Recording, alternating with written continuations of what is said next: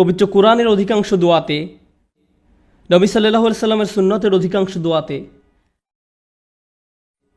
আপনি খুব সাধারণ একটা ব্যাপার খেয়াল করবেন যে কোনো না কোনোভাবে আপনি আল্লাহর কাছে নিজের জন্য আরও বেশি শক্তি, আরও বেশি সামর্থ্য প্রার্থনা করছেন, আরও বেশি সামর্থ্য প্রার্থনা করছেন। আপনি আল্লাহর কাছে পথ প্রদর্শন, আল্লাহর কাছে ক্ষমাশীলতা এবং আল্লাহর কাছে কৃতজ্ঞতা প্রকাশ করার দোয়া করছেন। আউজিআইনি আন আশকুরা নি'মাতাকা আল্লাতী আন'আমতা আলাইয়া, আমাকে ক্ষমতা প্রদান করুন যাতে আমি আপনার নিয়ামতের কৃতজ্ঞতা প্রকাশ করতে পারি। আমি আপনাদের একটা উদাহরণ দিব যা দ্বারা আপনাদের বুঝতে সহায়ক হবে যে আমি আসলে কি বোঝাতে চাচ্ছি। যেমন ধরুন, একজন মানুষ সমুদ্রে ছিল এবং তাদের জাহাজের সাথে পাথরের সংঘর্ষ হয়ে জাহাজটি ডুবে গেল। তিনি একটি কাঠের টুকরায় সমুদ্রে ভেসে আছেন, দোয়া করছেন এবং আল্লাহর কাছে দোয়া করছেন। এমত অবস্থায় তিনি দুইভাবে দোয়া করতে পারেন: হে আল্লাহ, আমাকে এখনই একটি দ্বীপে স্থানান্তর করুন এবং এই ঝড় বৃষ্টি বন্ধ করে দিন, অথবা হে আল্লাহ, আমাকে এই কঠিন সময় মোকাবেলা করার শক্তি দিন। এখন তিনি দোয়া করলেন, আমাকে এখনই একটি হেলিকপ্টার পাঠান এবং আমাকে একটি দ্বীপে নিয়ে যান। দোয়া করতে লাগলেন, হেলিকপ্টার হেলিকপ্টার হেলিকপ্টার, কিন্তু কোনো হেলিকপ্টার আসলো না।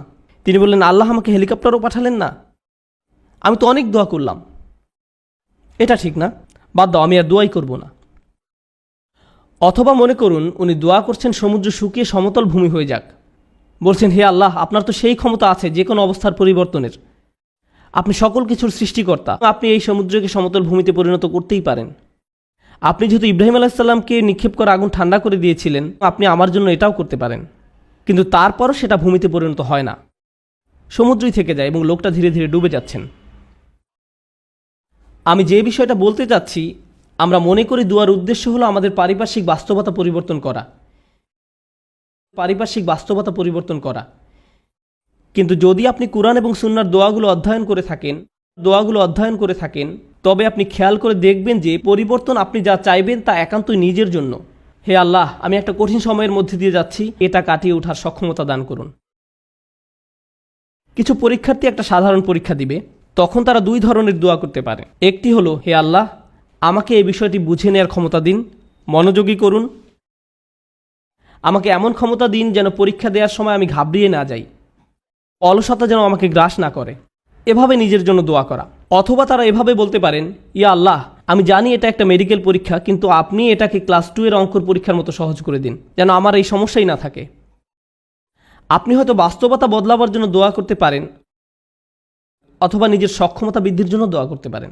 বেশিরভাগ মানুষ যারা ধর্মবিশ্বাসে দুর্বল, তারা নিজেদের ক্ষমতা বৃদ্ধি বা নিজেদের পরিবর্তন চায় না, এবং আল্লাহর কাছেও তাই চায়। কিন্তু আসলে কি সেই পরিবর্তন হয় না? এবং যখন পরিবর্তন হয় না, তখন তারা আল্লাহকে দোষারোপ করে, কেন আপনি আমার পৃথিবীকে পরিবর্তন করেননি, কেন আপনি সব কিছুকে আমার জন্য সহজ করে দেননি। আপনি যদি চান বাস্তবতা আপনার পক্ষে থাকবে, তাহলে আপনাকে সত্যিকারভাবে শিখতে হবে কিভাবে আল্লাহর কাছে সমর্পিত হতে হয়। এমন নয় যে যখন কিছু প্রয়োজন, কোনো সমস্যা, তখনই আল্লাহর কাছে সাহায্য চান, বরং আপনি আল্লাহর কাছে সব সময় আসবেন, আপনাকে সব সময় তার কাছে সমর্পিত হতে হবে। এভাবে এই মনোভাবের উন্নতি হবে এবং এমন একটি সময় আসবে যখন বাস্তবতা আমাদের কাছে আত্মসমর্পণ করবে। আর সেই সময় হলো যখন আমরা আল্লাহর সাথে মিলিত হব। লাহুম মা ইয়াশাউন, আমরা যা চাই তা সবই আমরা পাবো।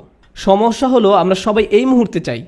আল্লাহ বলছেন, আমি তোমাদের সবই দিব, কিন্তু এখন তোমরা কিছু ভালো অভিজ্ঞতা অর্জন করবে এবং কিছুটা পরীক্ষায় পড়বে। আর একমাত্র যে কারণে তিনি আমাদের পরীক্ষায় উপনীত